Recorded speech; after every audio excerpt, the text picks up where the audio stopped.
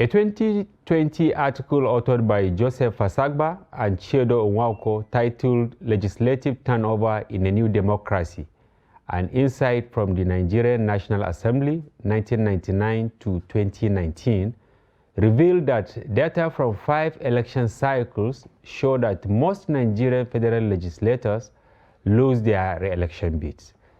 Interestingly, this happened more often during primary elections than during general elections. Reasons for this were linked to intra-party competitions, among other factors. The report went on to suggest that this is a major challenge threatening the institutionalization of the legislature in Nigeria. A point of note is that Nigerian lawmakers are some of the highest paid in the world, and this serves as a major incentive for most incumbents to seek re-election instead of focusing on their responsibilities of lawmaking. For instance, in the build-up to the 2023 general elections, about 135 of the 469 federal lawmakers will not be returning to the National Assembly, having failed to secure their re-election tickets from their political parties. This will be the focus of our conversation on daily politics tonight. But before then, presidential candidates of various political parties participating in the 2023 presidential election were at the International Conference Center here in Abuja earlier today to sign a peace accord. They pledged peaceful and responsible campaigns ahead of the general elections. Take a look at this report. The signing of the peace accord was to commit all political parties, their candidates, and spokespersons to peaceful campaigns and rallies, devoid of violence, incitement, and personal insult, but also to define by issues at the very heart of the national development and progress. The second accord, God willing, will come up shortly before the elections, and it is intended to commit the candidates to accepting the outcome of the votes as long as it is adjudged to be free, fair, and credible. The head of delegation of the European Union in a goodwill message said, Nigeria's election is important not only for the country, but Nigeria's election will also be about the future of democracy in West Africa and the continent. This is why they are so important. Nigeria has an opportunity to lead, to contribute to reversing the trend of undemocratic change of power. The chairman, Independent National Electoral Commission, highlighted the need to not only sign the peace accord. The 2023 general election will be conducted for 1,491 constituencies nationwide, made up of 1 presidential constituency, 28 governorship elections. In 8 states, the governorship elections are conducted off-cycle, like the last 2 elections conducted in Ekiti and Osun. We have 109 senatorial districts, 360 federal constituencies, and 993 state constituencies. Every constituency is important. Every election is important. Therefore, the commitment to peaceful and issue-based electioneering campaign should resonate beyond the 18 party chairmen and presidential candidates here today. The Inspector General of Police, Usman Alkali Baba, cautioned politicians against violating the Electoral Act, maintaining that the law enforcement agencies are ready to provide a level playing ground for all political parties as well as prosecutors. Forgery of electoral documents, disorderly conduct, propagating of falsehood, unlawful possession of firearms and offensive items, impersonation of voters' threats, bribery and inducement of electorates, among others. In relation to failure to report promptly at polling units on an election day without lawful excuse, failure to discharge lawful duties at polling units without lawful excuse, knowingly publishing or announcing false results, knowingly delivering or causing to be delivered a false certificate of return to any news media, knowingly conspiring to make false declaration. As the campaigns began, expectations are high that Nigerians will elect credible leaders that will address the myriad of problems confronting the country. This prayer from a 14-year-old student to the next Nigerian president. Many people are afraid of the future. Hello and welcome to Daily Politics on Trust TV. On this program, we discuss issues around politics, policy, and governance. I am Hamza Idris. Our discussion tonight will be on attrition rate in the National Assembly and its implications on good governance. We are joined in the studio by Senator Shehu Sani. He's a former lawmaker and an activist. We are also joined by Comrade Emmanuel Owubiko. He is the founder of Human Rights Writers Association of Nigeria, HURIWA. He is also a former National Commissioner of the National Human Rights Commission of Nigeria. Welcome to the studio, gentlemen. Our discussion today is on attrition. But before then, Senator, I want to hear from you, based on what we've watched a moment ago, is this enough assurance for Nigerians that all shall be well in 2023? Well, thank you for having me in this program. Well, in the last few years, a decade plus, the idea of candidates signing peace accord being engineered and facilitated by General Abdulsalam Abubakar and Kuka has become an election ritual in this country where candidates were invited to append their signature and make commitment. But that has not been able to actually address the issues of electoral violence and crisis. After this signature has been made, in the next few days, you will ask yourself, where was the commitment made by these candidates? First of all, the elections have proven not to be issue-based. It is about mudslinging, it's about muckraking, it's about innuendos and insult, the use of religion, ethnicity. That has been the case, and it is most likely to continue. Okay. So, as far as it's ceremonial for people to come and sign, but when it comes to what happens on the ground is something different. I have been in the field and I know. And it's been flashed on TV, candidates have signed, but it has no much impact as far as the followers of those candidates are concerned. But it is something that will at least give hope that the candidates will be seen together and shaking hands and committing themselves to something. But when it comes to abiding by it, it has not reached that level yet as far as Nigeria's culture of democracy is concerned. Comrade, you saw the aspirants smiling, exchanging banters, while back home, most of their supporters, hurling insults, using fake news and all that. What is your take on the signing of the pact? Well, first and foremost, I want to say that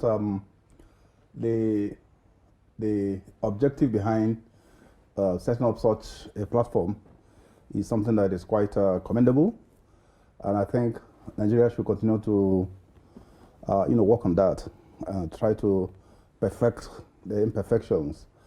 Particularly, I think what they need to do is for that body to also have a quasi-judicial power, or maybe to incorporate beyond the ceremonial. Yeah, so if you're going to sign something, let it be like, you have to go to court, get an affidavit.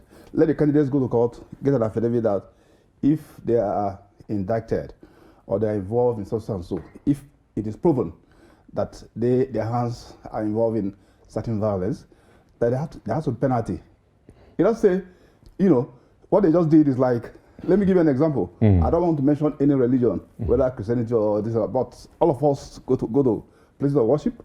It's like somebody that is going to a place of worship, and you first of all go to a brothel, you visit a prostitute, then you finish your job with the prostitute, and you go, and of course you just say, well, you just go. You know that nothing will stop you from entering that place of worship. Yeah. Because God sees what is happening, but definitely God will not come down and hold you, say, don't enter there. You understand? So that's just what they have done. So they need to have penalties. Okay. There has to be penalties.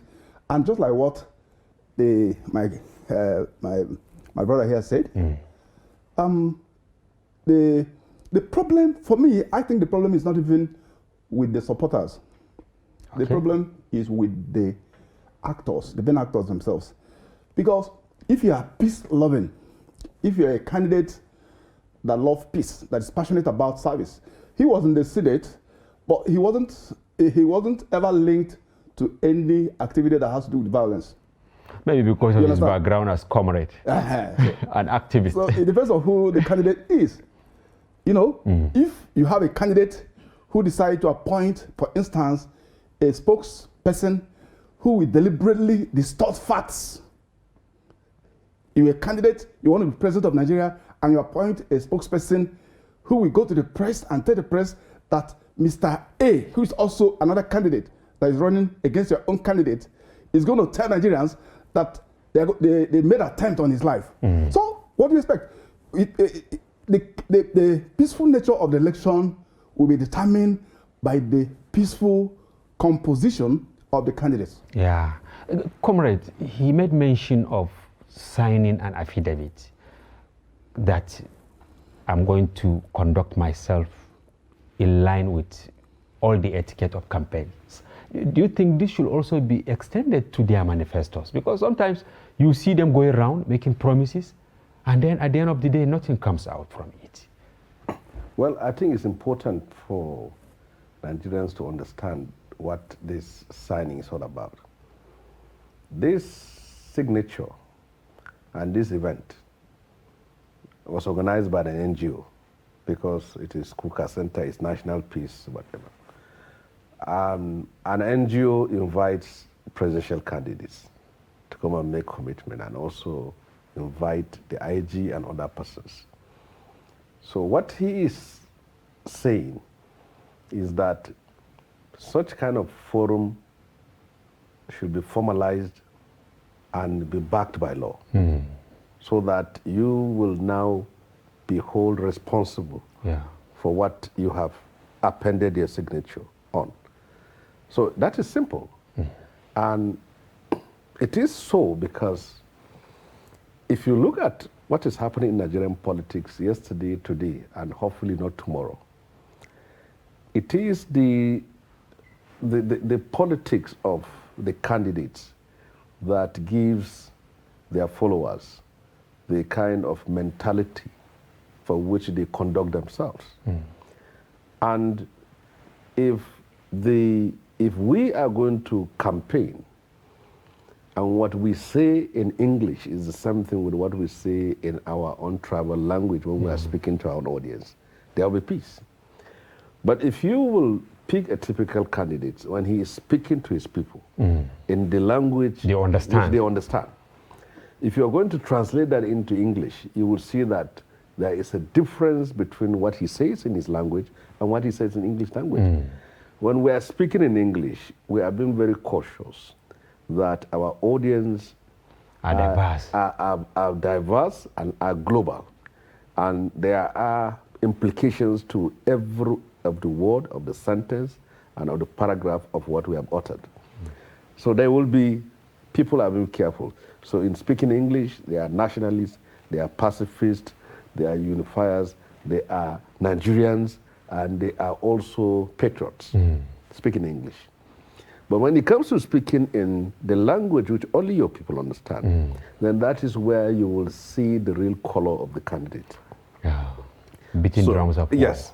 So in this kind of event, it's supposed not to be just one that is organized by a center.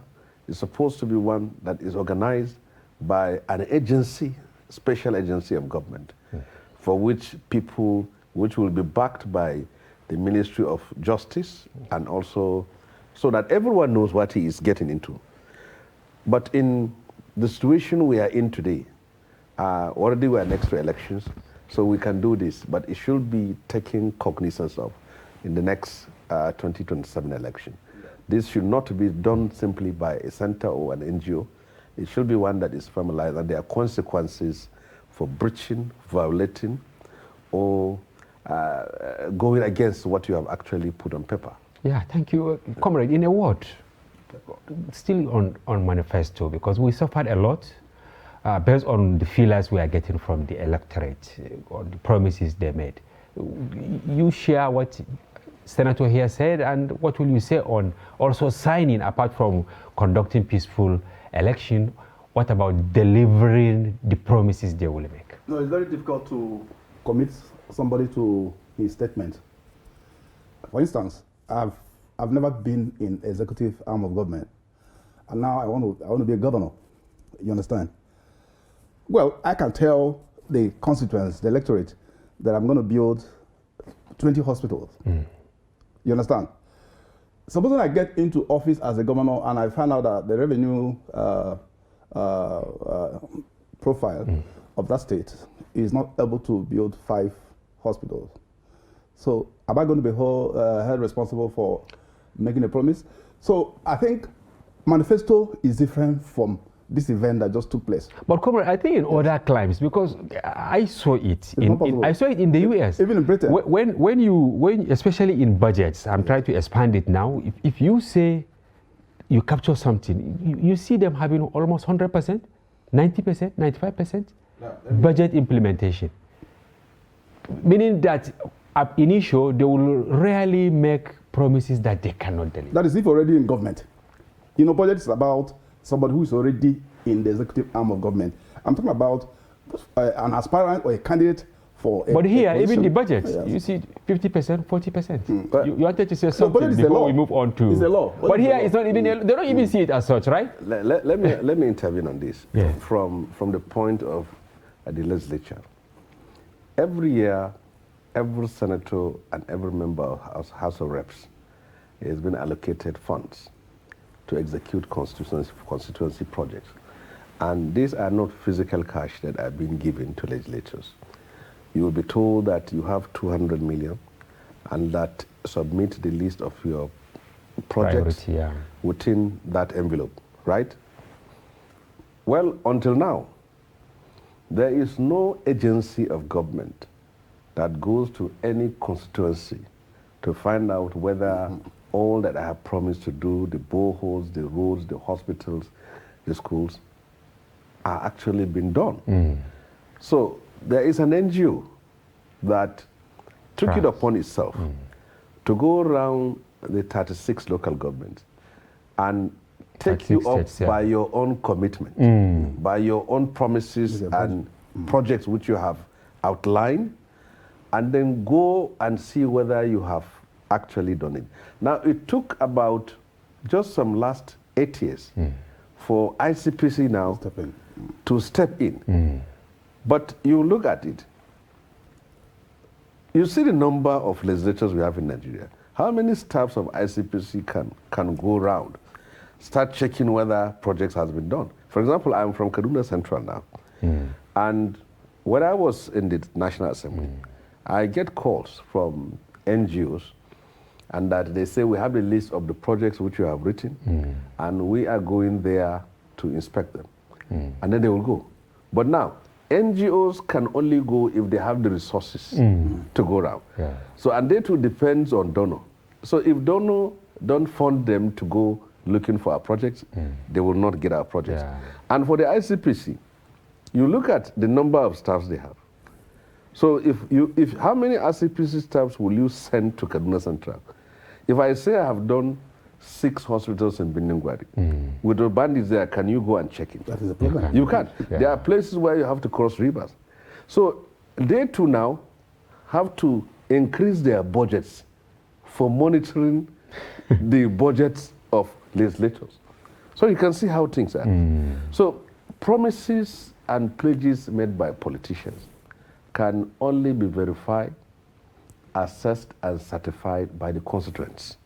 Yes. And as far as we are concerned, there are different ways for which people can circumvent so many things. For example, I'm not giving you a clue before we reach that point.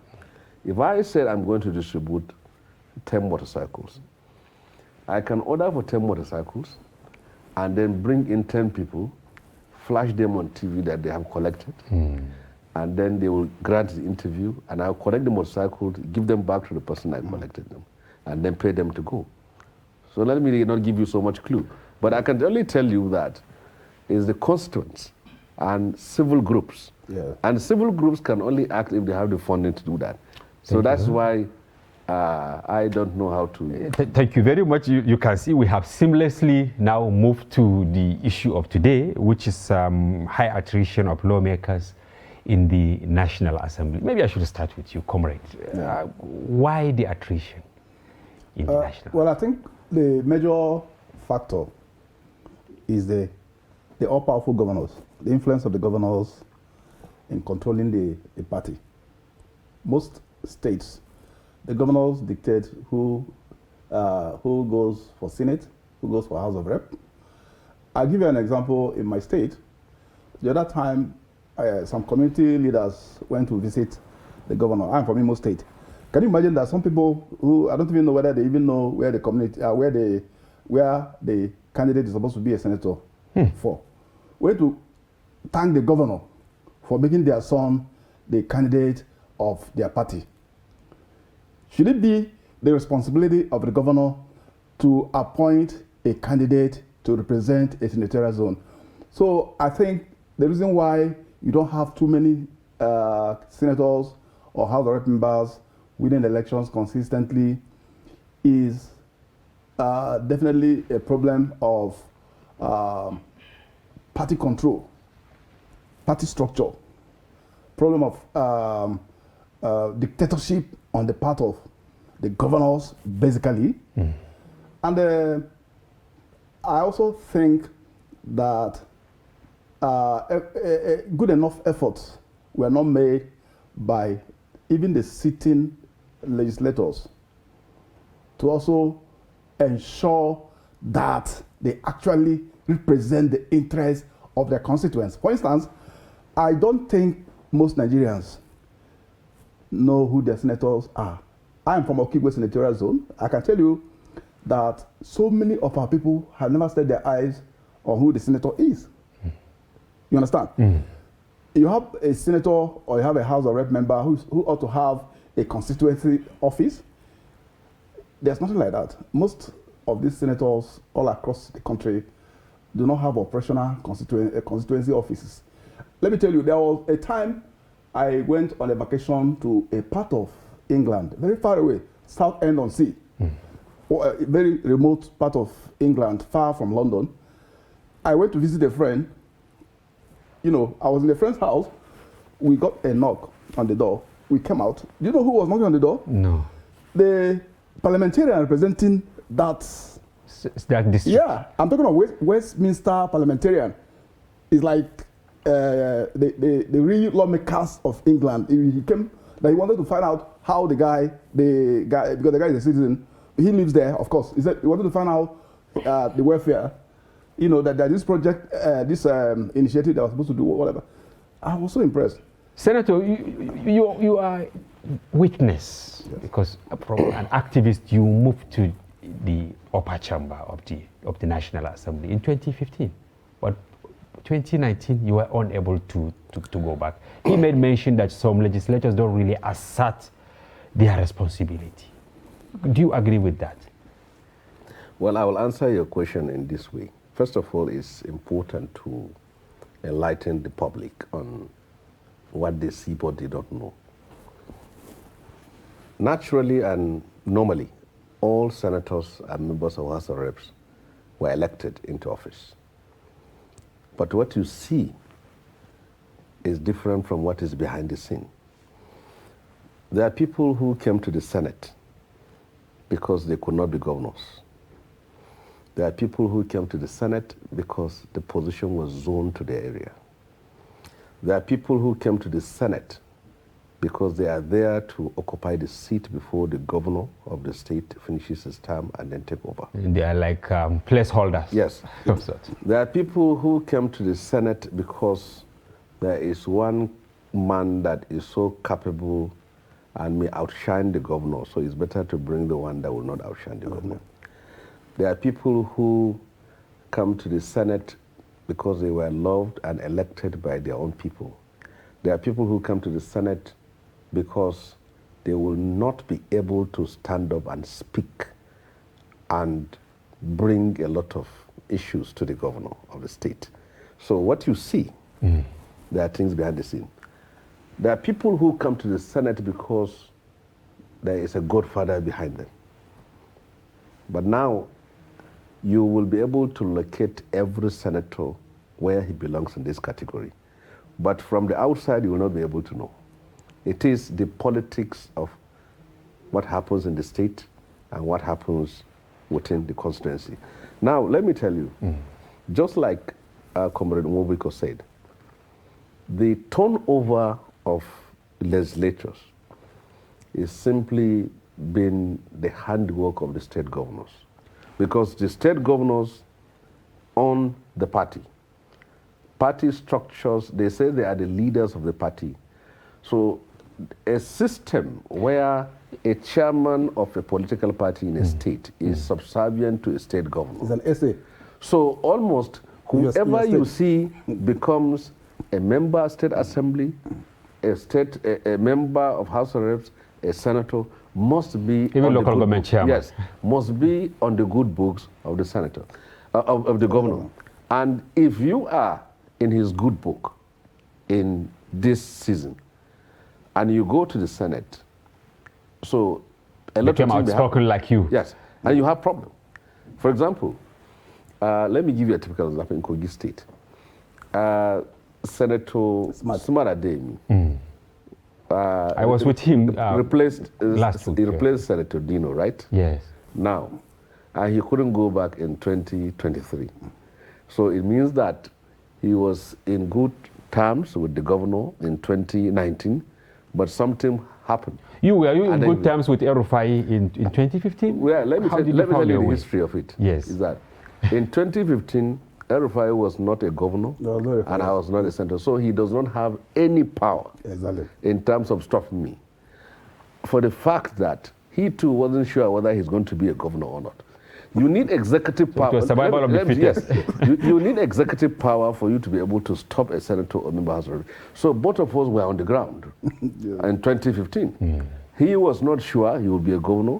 I was not sure I would be a senator. And we are all at the mercy of Ramallah, who was the governor of the state.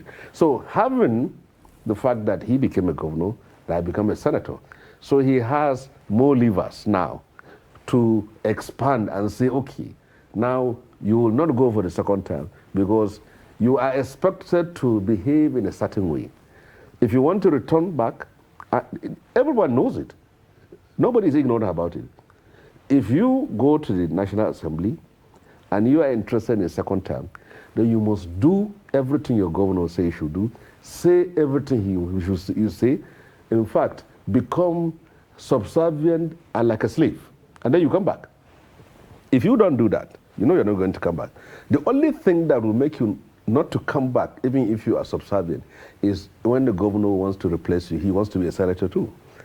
So you can see from that, in state, if he was not a governor of a state, there is no way I, Sheikh Hussaini, born in Kaduna City, Tudungola, can ever be stopped by anybody. Maybe we didn't spend money. The conversation is getting interesting, but we will take a short break, and when we return, I can see you want to say something. Yeah. Yes, please, we will go for a short break and stay with us. Thank you.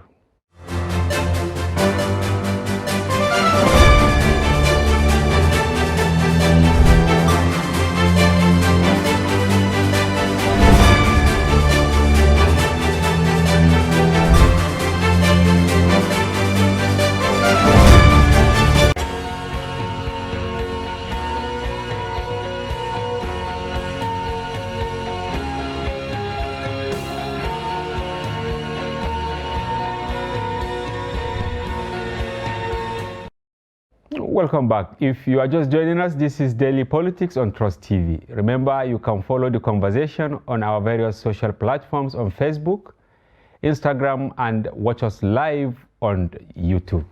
Welcome back, distinguished Senator Shehu Sani and Comrade Emmanuel. Before we went on break, you heard what the senator said. The influence, the enormous power at the hands of governors. Yes. This is a very serious problem to the the legislature. Is there any way this can be stopped? Yes. Yeah, the only way it can be stopped is to have a political party formation and political party governance that is completely divested from the governor. But this has to be done. The political parties have to be financially up and doing. They must be very vibrant. The political parties, the hierarchy of the parties must be organized in such a way that they're not jobs for the boys, and they're not jobs that are given to people who are actually there to make money. You understand? Because apart from the governors, the party leaders at the national level also have a problem.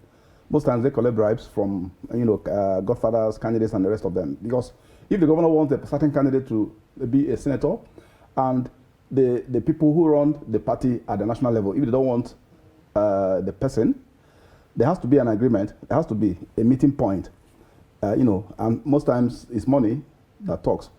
Then I also want to talk about the advantage of having consistency, having a very greater number of turnover of very good, brilliant senators. Having a turnover of senators or House of Representatives, we have to look at it from the quality of representation. Not just going there. Not just going there. You understand? For instance, if you go to the U.S.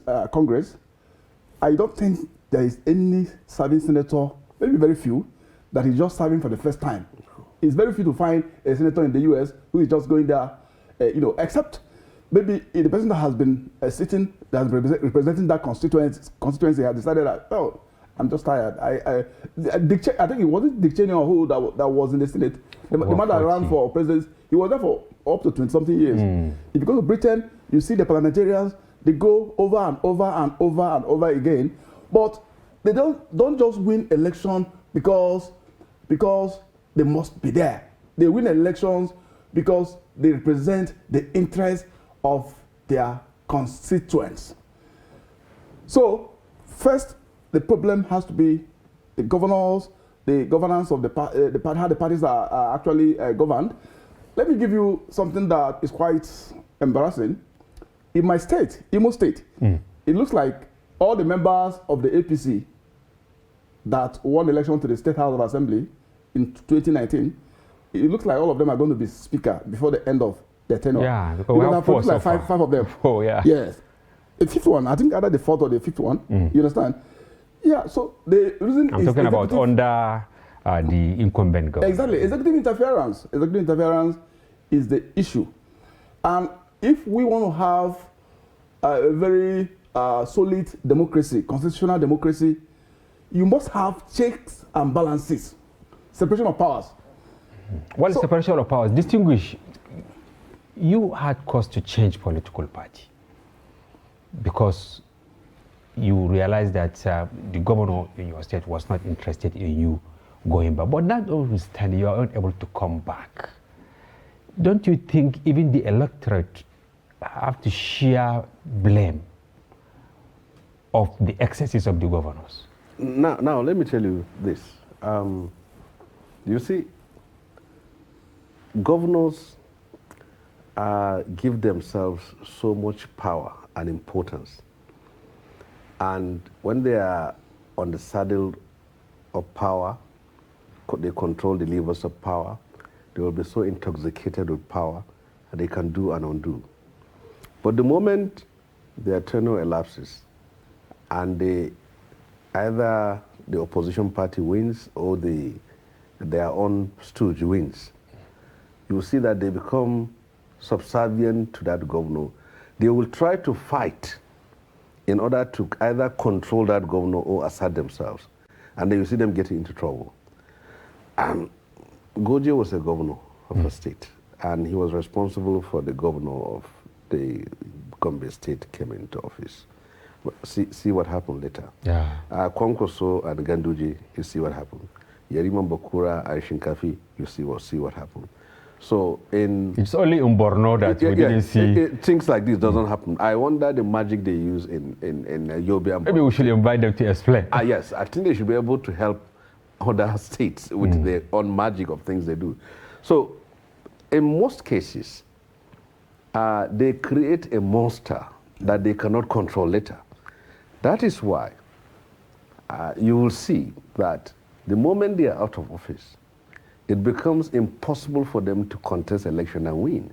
That's why you will see a governor who has served 8 years will contest for the Senate and lose election. And when he tries to come back, he will still lose election.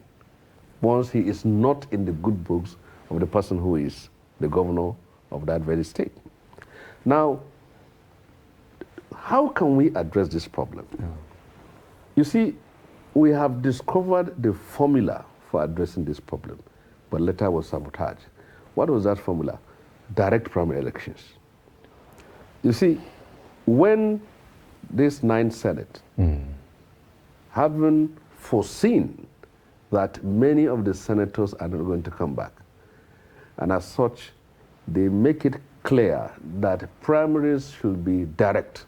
Yeah. The first people, the first segment of leadership that opposed it was the governors. And then, when the governors opposed it, the president was in support of it. And he was forced, compelled, and blackmailed. Nocturnally blackmailed. Not to append his signature to that direct primaries.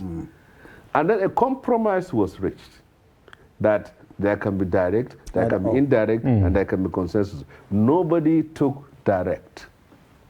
Everyone went for indirect and so-called consensus. Yeah. If it was only direct primary elections, any person can contest positions of leadership and win elections. Because members of the party become so important. They are the most important. And you cannot give all of them money. But when you have indirect, you have a delegate. Who are the delegates? Yes. Yeah. Who are delegates? Delegates are people nominated by the state governor. And as such, he has the resources to give them and say, vote A, don't vote B. And they will do that. But he, as a governor of the state, cannot control a direct election. Because, and people who go to the National Assembly and become outstanding, you will find out that they are in conflict with their governors. If I want to be in the good books of my governor, is to see evil and keep quiet, and hear evil and keep quiet. See things going on in my state and stand up in the floor to continue to commend the governor. And each time there are controversial issues that need my intervention, input, and positions, is either I shy away or I refuse to talk. So when you are sent to the National Assembly, in the name of representing your constituency, you are representing your godfather and the governor. If the interest of your constituency is in conflict with the interest of your governor, if you want to remain in the National Assembly, you must support that of your governor. And that is why now you will see that most people coming into the National Assembly are fresh faces. And the danger of it is that we will always be starting from the beginning. Biden was in the Senate for almost 4 decades, and so many of them. So when you go there was a time we went to the United States, and then one of the senators asked me, and how long am I in the Senate? I say, I'm just 3 years old. So he just laughed. Wow. He said, I'm just like a grandchild. Grandchild? Yes, and then he said he has been in the Senate since 1981-82, Wow. and that he is going to leave the Senate very soon. And I should go and talk to that person, because that person is the one who is going to take over from him. They even have rapport. Yes, they're going to take over from him because he's from constituency. So when people stay long in the National Assembly, they get more experienced, they get more matured, and then we are not going to start from the beginning. Training. But it is I don't have problem of starting as a fresher when I came to the Senate, because as a civil society activist, we are well acquainted with the way the National Assembly works. And sometimes I lead protests in the National Assembly, and I knew a lot of issues, and we have been vexed in this field. So from day one, but many people, when they come there, they don't even know where to begin. Because in all their lives, many, they don't have any ambition of being legislators. They are simply part of the favorites of a governor. And I say, go and be, and then he becomes. Very sad. Comrade, you know, earlier in our discussion, he made mention of many factors that determine who gets to the National Assembly. Yes. Don't you think this zoning, or you have done 2 times, we must get, like in Bayelsa, I think there is a senatorial zone where you cannot just go to the Senate 2 times. It's just 1 term. Don't you think this is also impacting in poor performance of the National Assembly? Yeah, I think to some extent it's a very big minus. The issue of having persons coming from the different the different units that make up the Senate. But the reason is that if you have a quality person, a quality representative who respects the principle of equity, equality, social justice, and he goes there, he extends his work as a representative of the people, for all of the people. Most times the issue of zoning, maybe you are from Ward A or you're from so and so, may not even come up. For instance, Abaribe has been in the Senate for close to how many years? He's been there. Abaribe is from Abia State. It's only now that he's having a problem because the governor, just like what he said, the governor now wants to go to the Senate, and I think he's not likely. He's not likely to defeat Abaribe because Abaribe is very popular among his people. You know, in as much as Abaribe wanted to succeed him as a governor, you understand?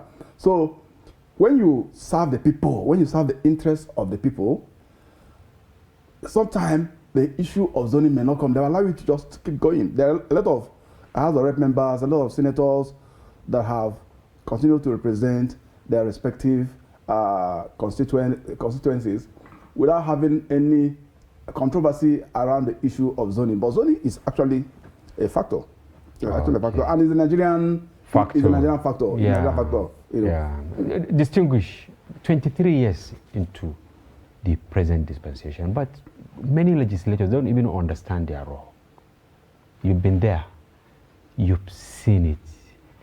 Is it just that notion that all those who go to, especially Senate, is to be like retirement home, like the governors and many other prominent people? And how can we make Nigerians understand that this is the role of legislators? You see, all arms of government are important, significant, and key to the philosophical basis of democracy. But the parliament, which is the National Assembly here, I can say is the most important, because people have known, and I've said it, that in a military dictatorship it's only the parliament that is absent.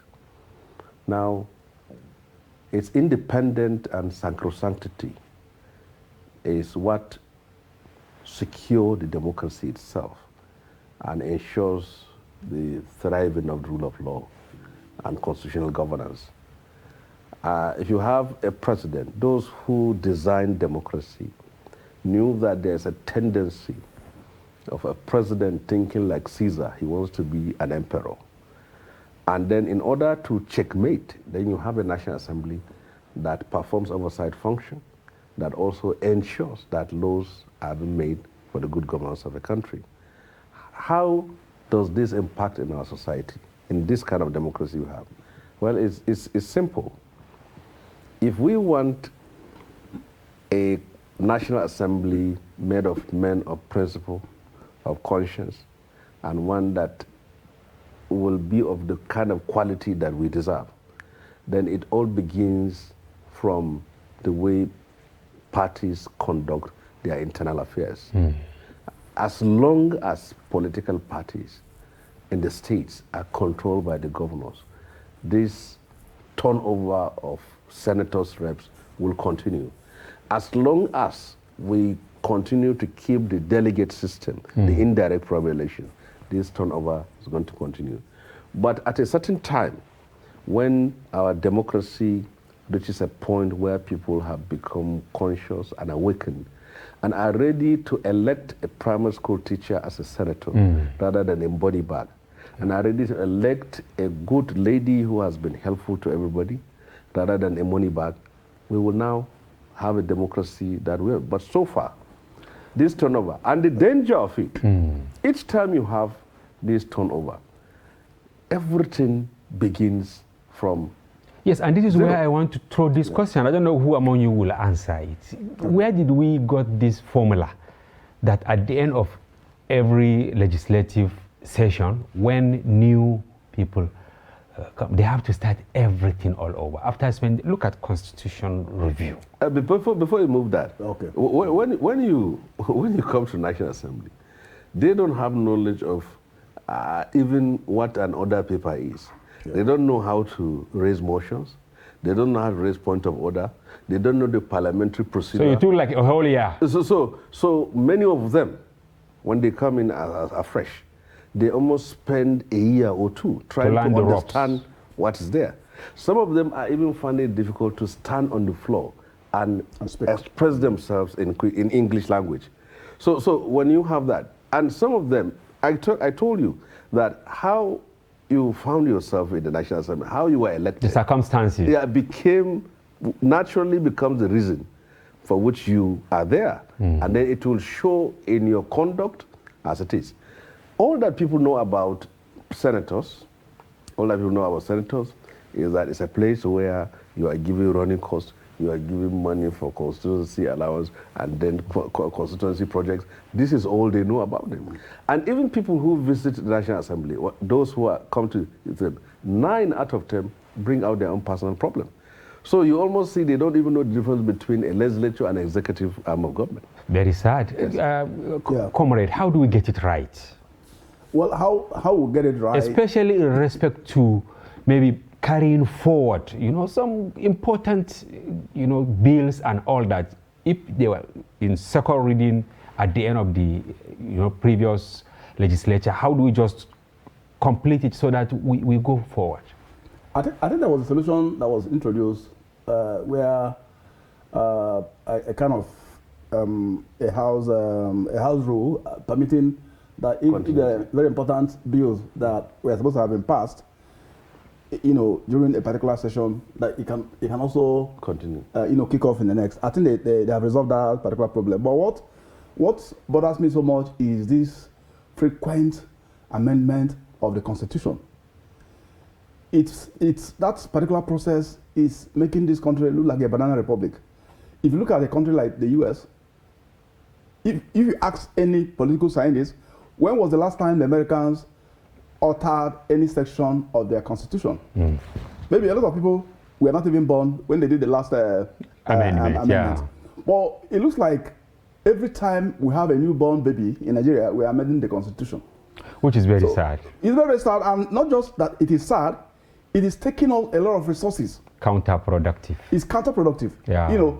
And when they are even going to make the amendments in the constitutions, the very important sections of the constitutions that ought to be altered. For instance, sections that are supposed to talk to the issues of security, like having a state police. He was talking about when the issue of the signing of peace agreement and everything, and I said it should be linked up to the Ministry of Justice. I said it's not going to work, because if you have a minister that is a card-carrying member of a political party, he will not allow it to who believes that he is a lawyer, he was a lawyer to the president when the president was a member of CPC, so how is he going to be the chief law officer of the federation? Being a party member. When is the party member? When is a party member? So it is quite difficult. He's even the person swearing in the national ESCO of his own party. Very sad. So in 10 seconds, please, how do we get it?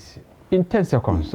I know it's very difficult. Well, we have to get our political party right. Okay. When we get them right, because that is the the mother that delivers the baby. Yeah. So when we get that right, we will get other things right. Thank you very much, Senator Shehu Sani, for your informed perspective on attrition rates in the National Assembly and how to get it right. Comrade Emmanuel, we thank you very much for your, instructive observations, and we hope that those that matter will take note of some of the points you raise and do the needful.